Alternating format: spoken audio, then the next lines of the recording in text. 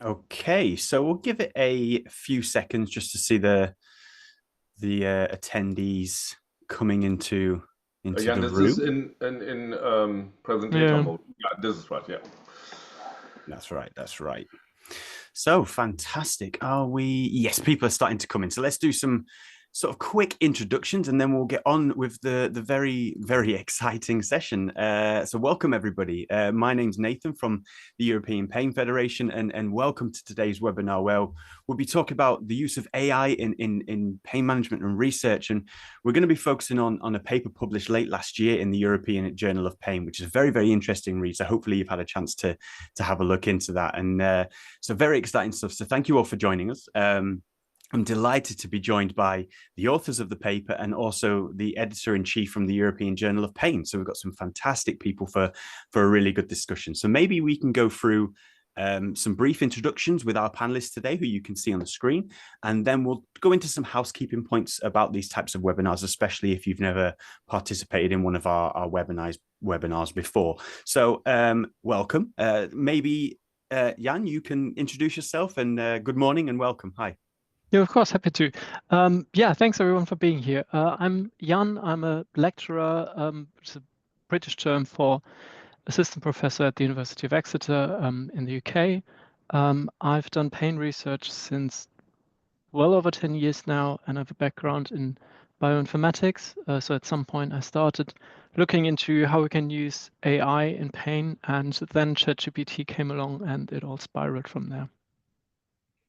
Absolutely. I'm sure we all agree with that one. But thank you for joining us, Jan. Great stuff. And Daniel, good morning. Would you like to continue? Yeah, good morning. My name is Daniel Segelke. I'm from University Hospital in Münster, Germany. I'm a neuroscientist by training, and I've done pain research, I think, 17 years ago. And I use AI many years in behavior analysis of animals in pain research. And yeah, start also use AI in the analysis of data, network analysis, and also for scientific reporting. Amazing. Thank you. And I've just realized I'm saying good morning, but it might not be morning for most people. I think it is for me in the UK. So let's switch it up a little bit. Didier, good afternoon. Good to see you. Good afternoon, good morning, everyone. I'm Didier Boassira. I'm from France. I'm a neurologist by training and a pain specialist. I've been involved in research for many years. And I'm currently the editor-in-chief of the European Journal of Pain. And we were very happy to publish this nice paper. And of course, as an editor, I'm really interested in the role and the use of AI in publications. Fantastic. It's great to have you here. And so there you go, guys. You can see that we have some very well-established individuals who are going to share some very insightful information for the webinar. So as I mentioned, a little bit of the housekeeping. So today's webinar will feature a presentation about the paper for around 10-15 minutes, and then we'll open the floor for some very interesting discussion. So of course, if you've been to these types of webinars before, but again, if you're new, this is an interactive webinar. So like most of the other webinars that we host, there's a Q&A function which you can use to ask questions throughout the session, and you'll be able to see that just at the bottom of your screen. So feel free to have a browse of that to make sure you know where that is. No need to wait until the end to ask the questions. Feel free to pop them in as soon as you have them into your mind. What we'll do is when we've done the presentations and a little bit of a discussion, we'll come to the questions and try and go through as many as possible. We know that it's going to be an interesting one, so feel free to get your questions in, and we'll have a chance to go through those after the presentation. The webinar is also recorded and it will be available to watch at a later date on YouTube and the EFIC Academy platform, which I think most people might be familiar with. Lots of other webinars and stuff on there, so this will be also hosted there. There's also a chat function. If you have any comments that aren't necessarily questions, but you'd like to sort of facilitate any discussion, you can use that function there as well. So lots of ways to get interactive. And of course, we have the speakers here, so feel free to drop the questions in while we have their incredibly valuable time. So without further delay, Jan, I believe that you are ready to share and go ahead. Please share. Yeah, will do. Let me find the right screen. Okay, so yeah, thank you very much for coming. Why are we talking about AI? Well, Shodi, we know the gist, right? It's all over the news. Here's The Economist, not necessarily a medical journal, talking about drug development. This is from The Guardian. Machine learning is problematic. That's why they call them AI. So it's wide in popular media, and it's become so ubiquitous that I really like this comic of this woman saying she could get a lot of funding just for this balloon that she wrote AI on with a Sharpie. And we obviously try to profit from this craze by writing papers about it. So this talk is mainly based on two papers. One is the one that we specifically talk about here, that why we've been invited, where we focus on scientific publishing and AI, but so that we all have a similar background and a knowledge base that we all can talk about together. Also going back to a primer about machine learning that we wrote, I think 1.5 years ago now. So this is the agenda of the talk, and I'm going to try my best to do it in 10 to 15 minutes. It might be 5 minutes more, we'll see. So I'll briefly talk about what is machine learning, what is AI. I'll talk about the general risks and benefits, and then specifically about ChatGPT and other generative chatbots and what that means for scientific publishing. So what is machine learning and what is AI? Well, let's talk about math. When we learn math in school, we learn it analytically, right? We look at a formula like this, and all of you, I'm sure, still remember how easy it is to solve it.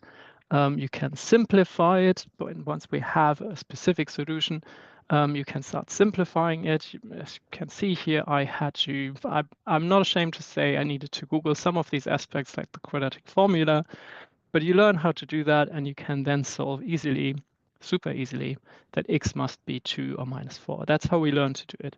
But that's not how computers work.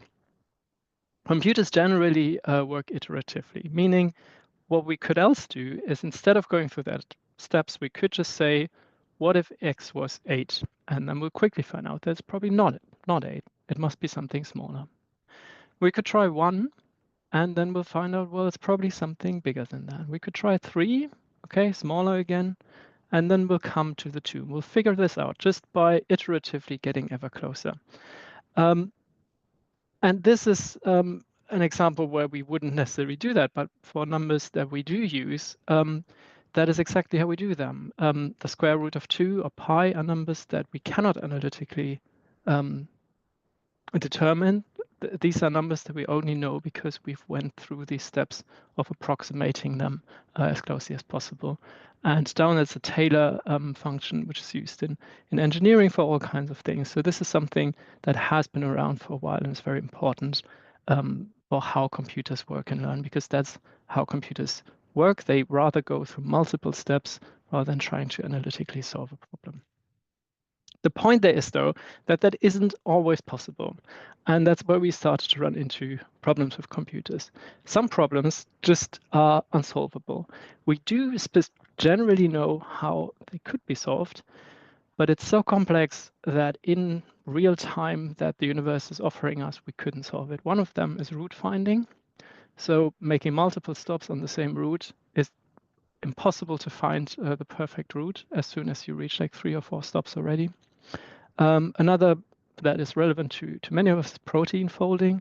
We do know how all the atoms in there interact, but it's becoming so complex that we can't predict how it would fold by analytically calculating that. Well, you could very well say now, what nonsense are you talking? I can navigate from A to B. I have Google Maps. And you could say, well, protein folding seems kind of solved because you can go through AlphaFold website, produces incredibly accurate protein folds for over 200 million proteins. And the point there is that is a shift in thinking how computers solve problems, and that has to do with machine learning. So this is one aspect, is the unsolvable problems. Another aspect is the unformalizable problems, that I'm going to call it. The point is that there are problems that we can easily solve when we look at them, but we cannot put them in a fixed set of rules. An example is cats and dogs. All of us would be easily able to say, on the left are cats, on the right are dogs. But it is impossible to find a fixed set of rules to explain on this basis you should make that decision. And that is why image analysis, for example, of computers has been a real problem for a very long time. It was almost completely impossible to let a computer decide if a picture shows a cat or a dog, because we couldn't define those rules. Because we, as humans, don't learn by rules, we learn by example. Also, as said with Google Maps, this is solved now, right? Like this comic here on the left, where they're still saying to recognize if there's a bird in the picture, you'll need a research team in 5 years. That comic is from 2016.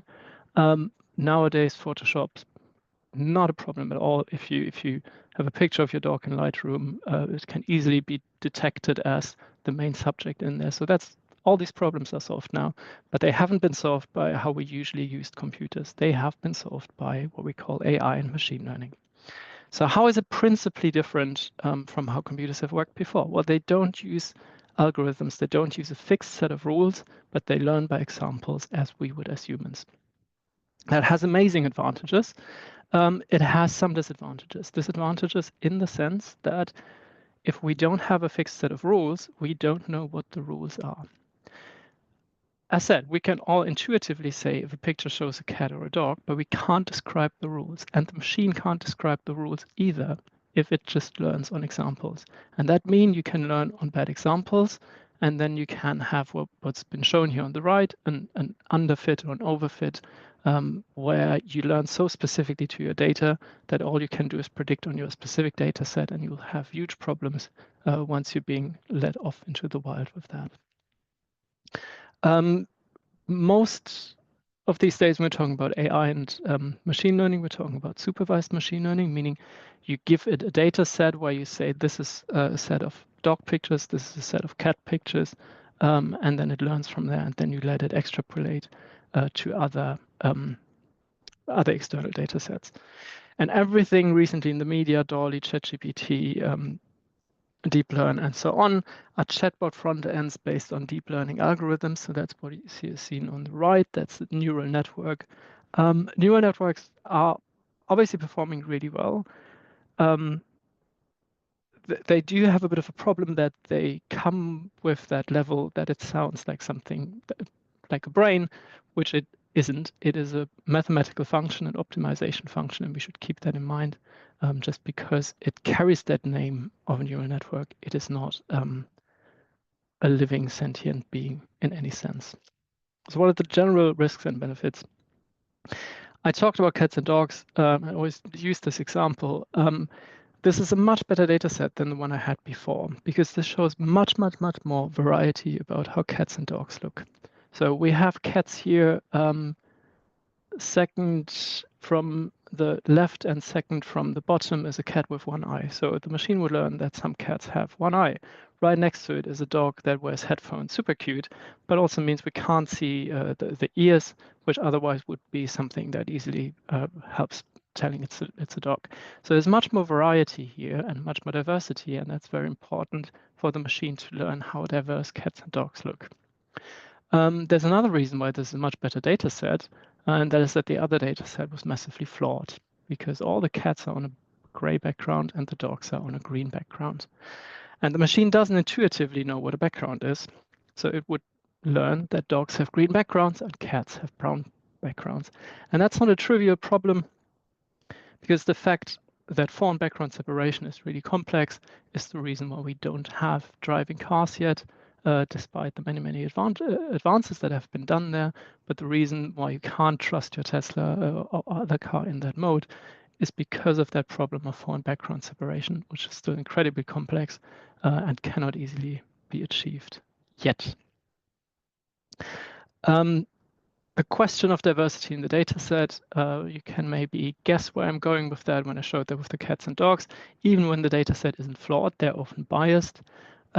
Machines learn from publicly available data sets. They are what humans put on the internet, and that is very heavily biased towards the West and the global North. ImageNet is a database where you can find where lots of machine learning algorithms for photos have learned on. 45% of the data comes from the US, just 4% of the world population.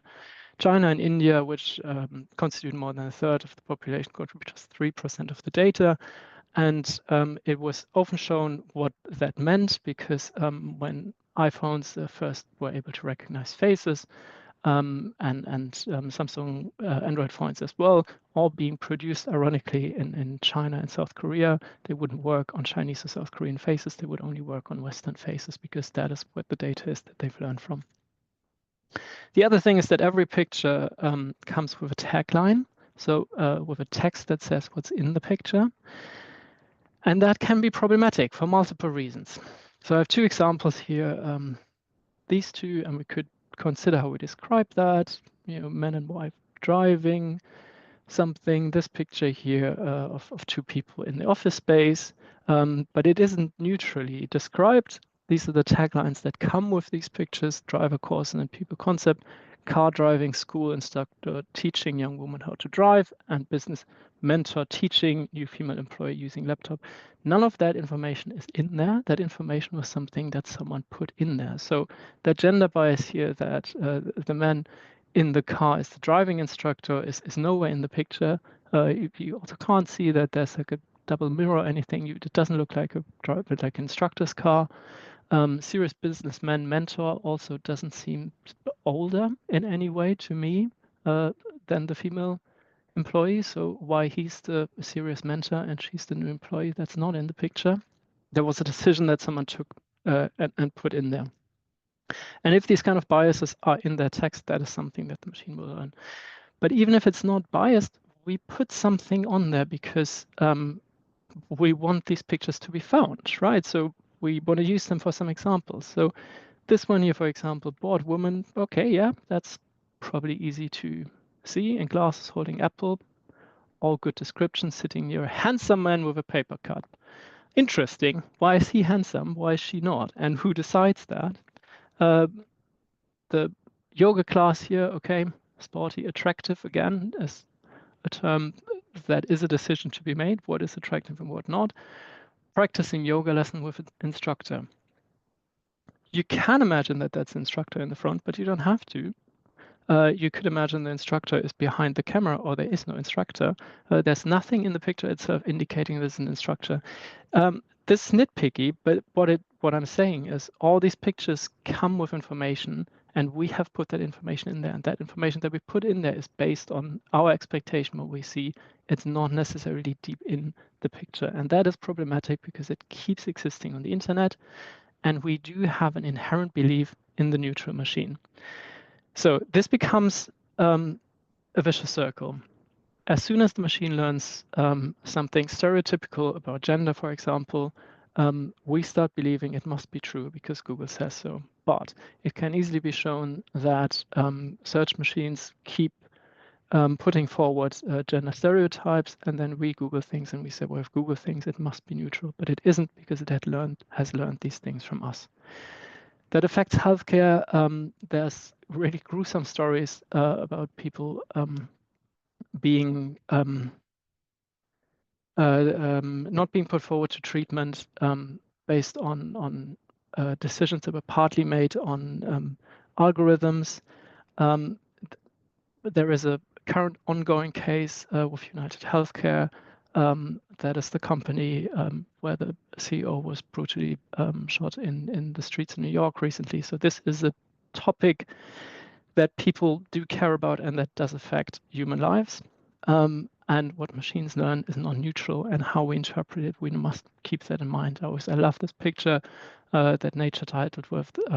Those are two pictures that an algorithm was meant to label, and it labeled them bride and woman wearing costume. And of course, both are pictures of brides.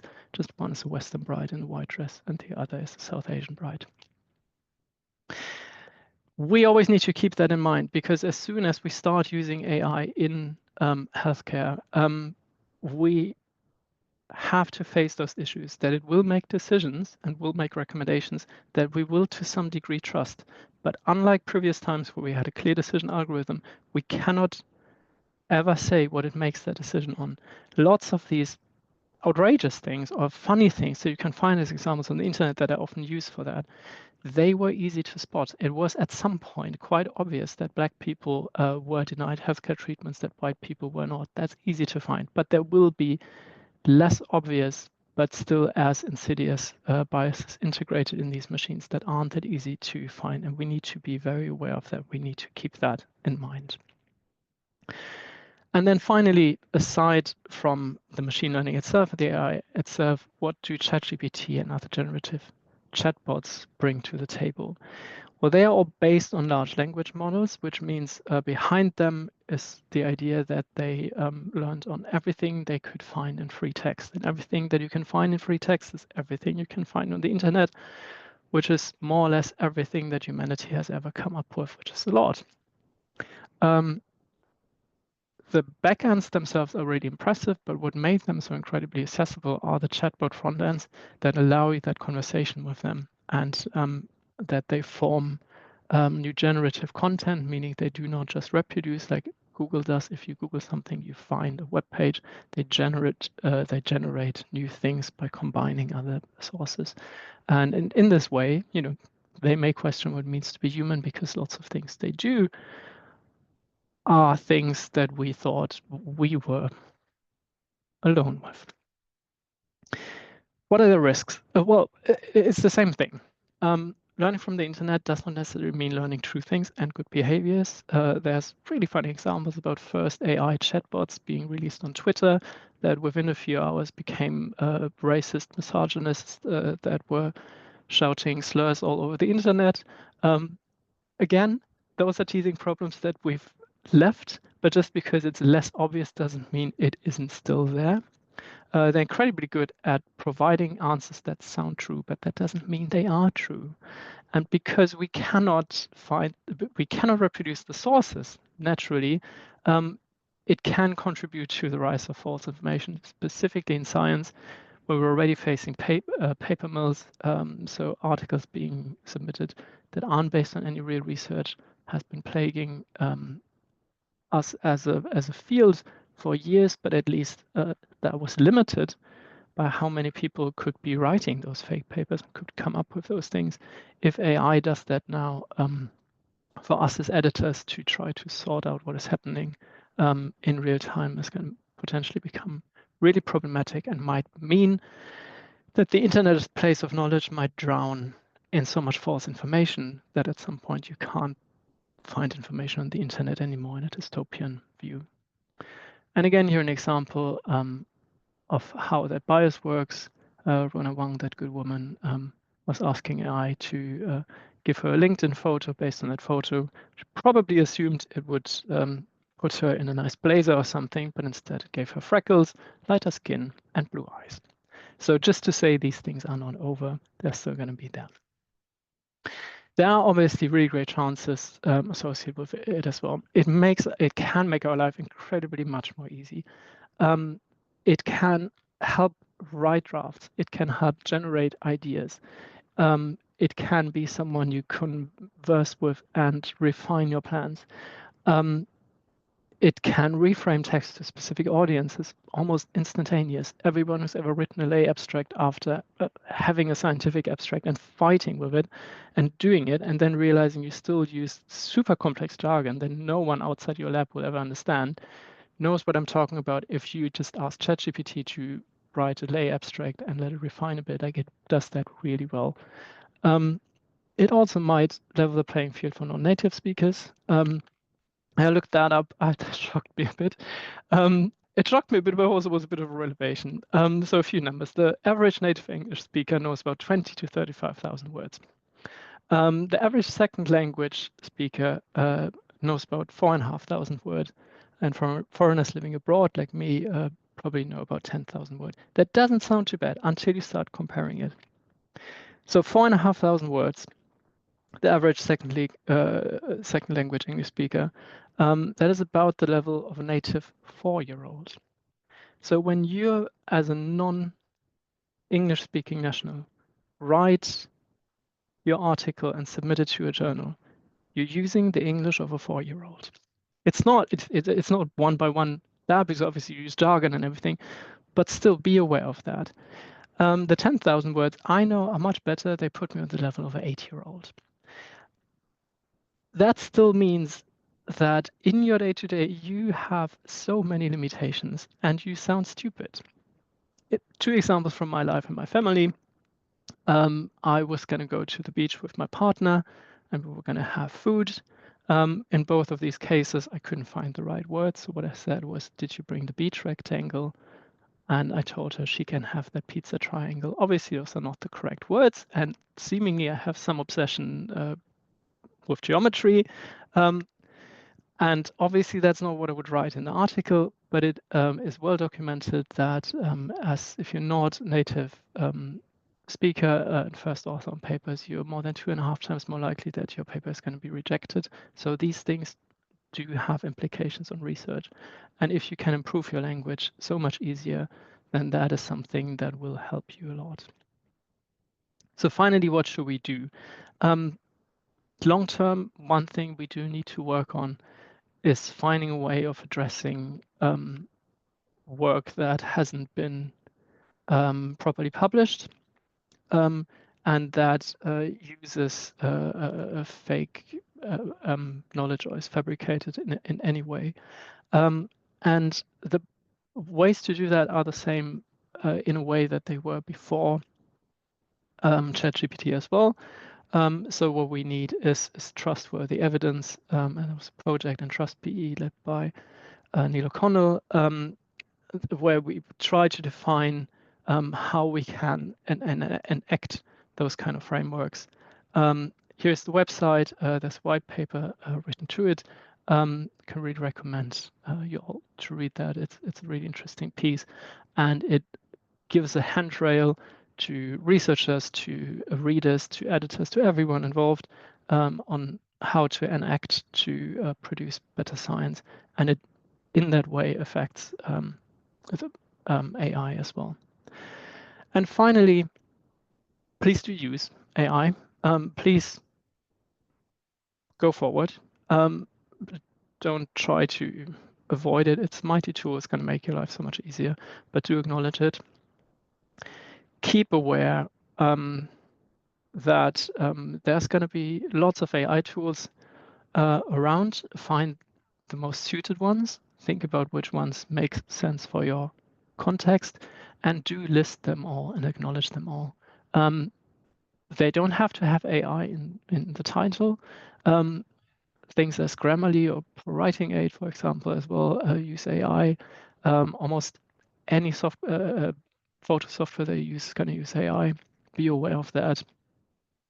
And acknowledge that. And acknowledge it specifically. Don't just say we used AI, but name the specific application and the specific purpose you did for, as here in this example from Daniel's articles. And look into the journal guidelines because they differ, because there's not so much of a consent yet. With that, please ask your questions. It took me over 20 minutes. I'm sorry for that, but yeah, happy to hear your questions.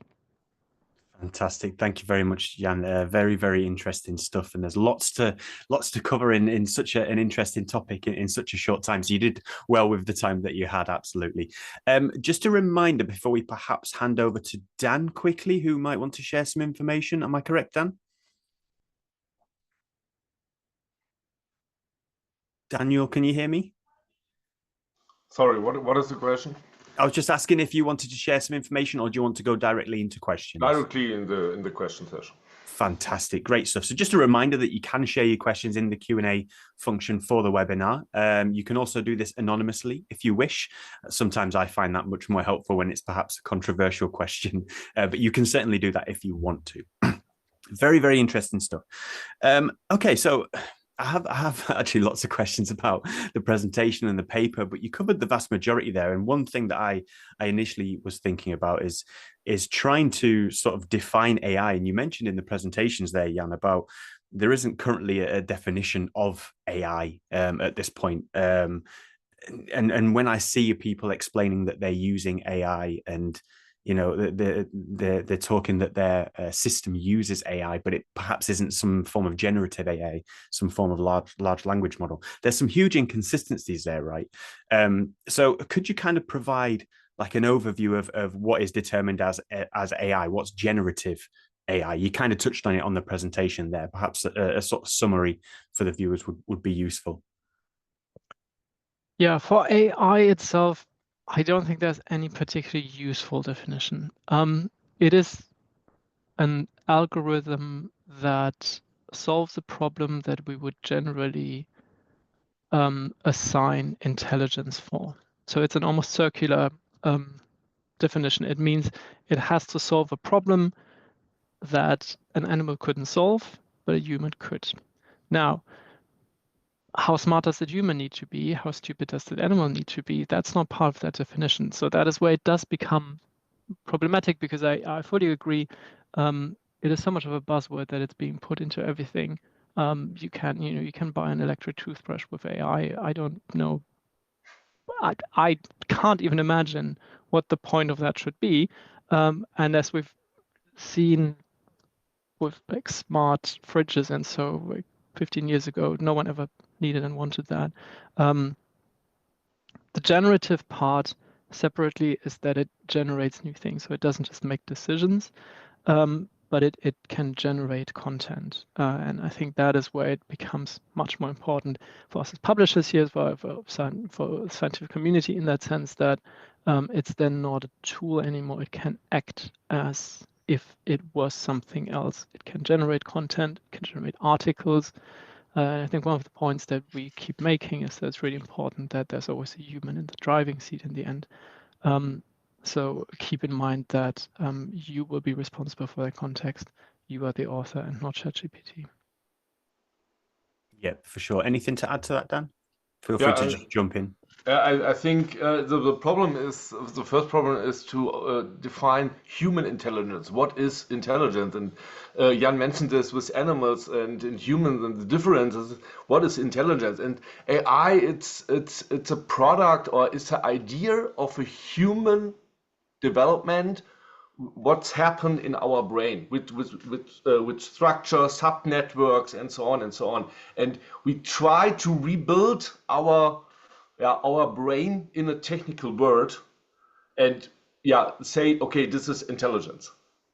Why? Because we are intelligent. This is a problem, and I think that it's not a good solve of this definition problem.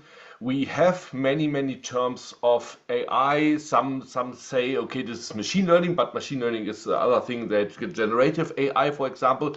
But many people say machine learning and artificial intelligence in one word, but it's not the same. And I think this here we have a clear cut, but I have not a clear cut to generative AI or other terms with intelligence. Mm-hmm. Mm-hmm. And I think it's this definition which people are probably trying to obtain as clinicians and as researchers. We're trying to understand exactly what does AI mean, and in what way can we use that in our day-to-day working, whether it be, you know, to address pain itself or within pain research. So yeah, it's difficult to try and come to a conclusion, but at least, and thank you for describing the differences between and helping everybody with that. So sorry, maybe just to add, because I think one of the biggest problems associated with AI and machine learning is the terminology being so humanized. So I always try to bring it back to what it is a complex mathematical statistical function optimized for a certain data set. That is what it is, and nothing else. It's a very, very, very long and very complex formula that you couldn't write out, but that is what it is. It's not a mind, it's not an intelligence. It is a mathematical optimization problem and nothing else. Mm-hmm, mm-hmm. Thank you. Yeah, we have a couple of questions coming in. So thank you very much, guys. Please continue to get those in. So there's a question here. It says, in your opinion, are humans still in control of AI, or has it surpassed its creators? I think this is fairly representative of the fear behind AI and this this potential sentience that we're creating. What's your thoughts, Jan, perhaps on, are we still in control of this? Yeah, I think that's a great answer. And I think it's a yes and no. I think it's a no on the Terminator kind of dystopia, because the AIs that we've built are much too specific for that. They are really good at certain tasks, but only at that task. ChatGPT can't take over the world because it can only talk through its specific window. That doesn't say that it's not creating problems for all of humanity in a potentially unforeseen way, right? That it might revolutionize certain work fields in a way that was unforeseeable. I talked to someone who gave a really good presentation on the topic and how he sees that affecting the future. For example, he says, well, programmers and lawyers might not be relevant jobs anymore in 20 years. And that's shocking. And that's something we can't imagine now. But then we couldn't imagine in the 70s that skilled factory workers at car companies would be something. That's a job that's almost died out because of robotics. So in that way, it might very quickly, cause huge disruption. And I think that is something we shouldn't underestimate. The other thing is, though, how far can it go? In all of developments of AI, there were always like big leaps ahead. And then we as humans do then tend to think it will just go forward from here in the same way, but it doesn't tend to. ChatGPT has shown incredible moves forwards, but it has learned from all of human knowledge. It has mined everything that's there on the internet. And it can't really go much further from here. It can only, like all new or most new generated content now already is AI generated.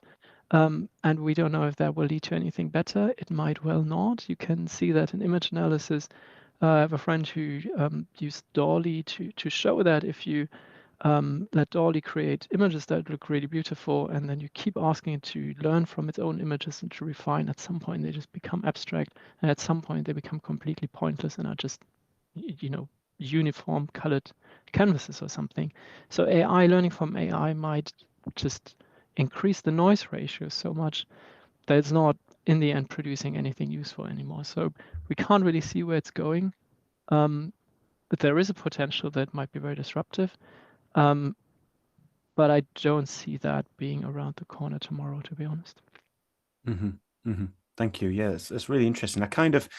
There's some great questions coming in, by the way, guys, and I'm trying to get through them all. I really want to try and take a little bit of a turn on the conversation and bring Didier into the conversation here, because I think there's some really, really useful questions that we can ask Didier here from a researcher's perspective, because I think regarding generative AI, we all kind of have concerns about its role in creating manuscripts and its role in helping us in creating impactful science. So Didier, could you tell us a bit more about the current standpoint from the EJP's perspective about using generative AI in manuscript submissions? Yes, of course. Actually, we've updated our recommendations for authors last year or even 18 months ago, including a specific paragraph on the use of AI in manuscript preparation. And of course, as Jan mentioned, of course, ChatGPT or any other type of AI cannot be an author. That's for sure, because of the responsibility you take when you sign a paper. But this is obvious. But and of course also, and this is the case for most of the journals, but this has been specified in EJP. Of course, you cannot use theoretically, you cannot use AI for creating a paper. So far, we hope we are able to detect that, but it's not sure. And by contrast, and this has been mentioned also by Jan, of course, AI can be very useful, can be a very nice assistant. especially for non-native speakers, non-native English speakers, because this equalize, this balance the disadvantage that they have in writing a paper and getting published. So of course this can be, and this use of AI is totally legitimate, but of course normally this should be disclosed, this should be acknowledged and mentioned in the acknowledgement which type of AI was used and for which exactly, which task exactly. And so that's the way we are now. We have updated our recommendations, but I would like just to, because I see a question related to systematic reviews, and one of the very interesting applications, because it is very as indicated by the name, this is very systematic, and you just have to get the information and summarize this information, and this is a task quite relatively easy for AI systems, and there is no reason not to use AI to help you to do your systematic review, but not to write it. And actually, at the moment, we are not really able to detect which systematic review was written or by AI. But I can tell you something. Over the last 2 years, the number of reviews, topical reviews, systematic reviews submitted to our journal, to European Journal of Pain, has more than doubled. And I'm sure that this is due to the excellence of the journal, but I have some doubt regarding the use of AI for some of these reviews. So I'm not sure that it will be how we are going to deal with this production, this massive production of reviews, systematic reviews, etc. It will be obviously a major issue in the next few years for any publishers, any editors, and we will have to deal with that. I don't know exactly how we are going to manage this major problem. Probably one, I would say, one kind of very stringent decision could be not to not publish anymore any reviews, because actually anyone could get a review himself or herself by using this kind of system. It's not that easy yet to do that, but I'm sure that in the next 2, 3, 4 years, this might be very easy, and anyone could get a reviews could get a systematic review on any topic in a few hours on his computer. So clearly, this is evolving. This is going to change in the next few years, 2 or 3 years, I would say, and probably with this will have a major impact on the way on which type of papers we are publishing, etc. So obviously, this is a very, very moving field. Mm-hmm. Yeah, I think you're right, and that's very, very interesting. Thank you for sharing that. And I think there could be some real value in, this kind of concept of living systematic reviews that iteratively update themselves, which are of huge benefit to the scientific community. So perhaps that's a strong role there. Didier, out of interest, you mentioned there that there's been a huge increase in reviews submitted to the EJP. How much acknowledgement was included within that? How many papers actually acknowledge the use of generative AI or AI? Actually, very, very few. Mm-hmm. Very, very few. So I hope that this was written by the authors, but very few. Some of them mentioned that they used not only ChatGPT or other systems to help them in producing this review, but I think it is I would say much less than 10%. Mm-hmm. And I guess that's perhaps the issue is that we're not acknowledging the use of these in the systematic reviews or any papers. So perhaps it's an encouragement for clinicians and researchers submitting manuscripts is be clear where you've used generative AI within your acknowledgements. I can't think that there's a little bit of a stigma still around using generative AI within research, and perhaps people are a little bit reluctant to acknowledge that. And maybe the more acknowledgement we see, it becomes natural for every submission to say, you know, where you use generative AI as it becomes more used more widely. That's very, very interesting. And in our submission form, when people are submitting papers, they are to fill out the form. And of course, we ask specifically the question related to the use of AI in the manuscript. We have a few, I would say, but maybe it is going to increase. I think you're right. You're absolutely right. This will change probably in the next few years, and more people will acknowledge that, because this is not a problem. If you acknowledge it, if you use AI as an assistant, this is perfectly fine. There is no problem. Mm-hmm, mm-hmm. Thank you. It's my opinion too, and you see from the example from our paper, I think in the last 5 or 6 papers I published, we have this statement, and we say definitely which AI, generative AI is used for which task, and neither editor or reviewer have a problem with this statement. And I think we need here more transparency of the process, which program or which software, which AI are used for which task, and I think it's okay. And one specific issue related to scientific edition is reviewing of manuscripts, and obviously AI should not be used to review.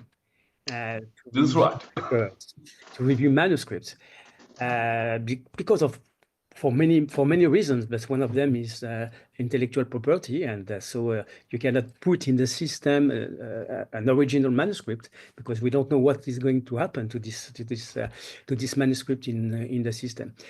So we have a warning, of course, on this. Reviewers should not use AI to produce the review. They can use AI to assist them in editing or improving the review, but not to produce it. So they cannot put the original manuscript in the system to ask the system to do the review. Obviously, this should not be done. I hope that not too frequently, but sometimes I have some doubt that. Of course, this is clearly indicated in the recommendations for.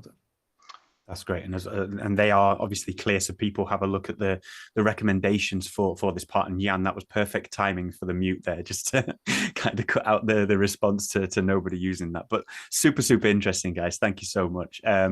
Let's take it back just slightly. There's a really good question from Ella, and Jan, you mentioned this a little bit about representation. Ella says, you mentioned the current issue of personal bias in image captioning, which I assume translates to LLM as well.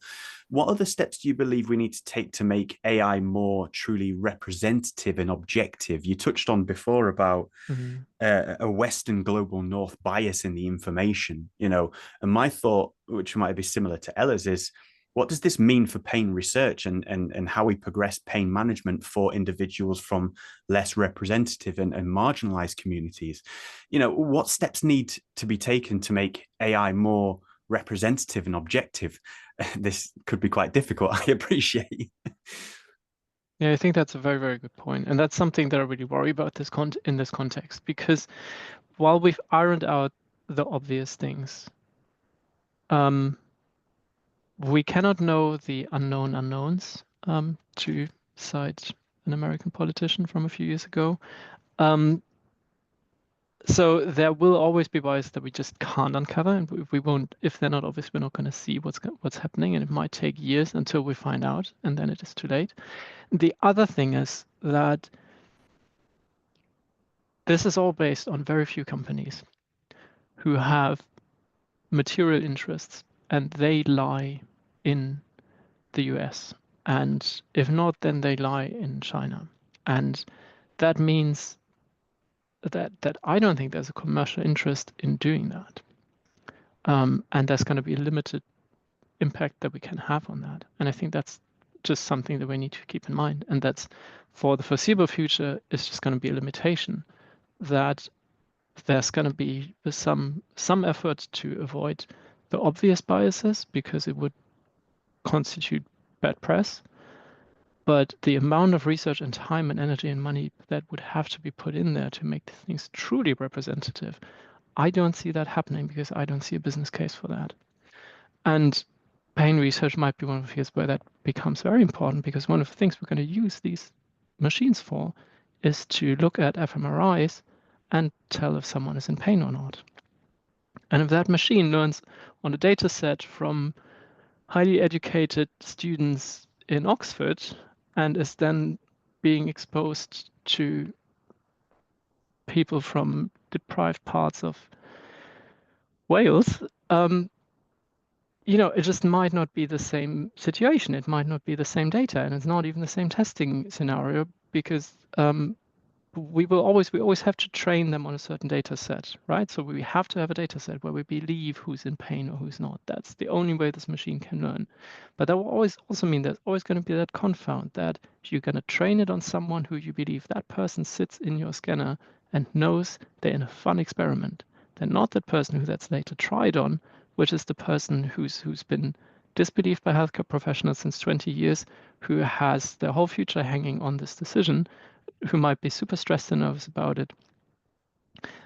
So all these kind of questions about that come in there about pain lie detectors have the same problem that any lie detector has, that it's almost impossible to benchmark them because they're so naturally confounded that seems to be impossible to solve.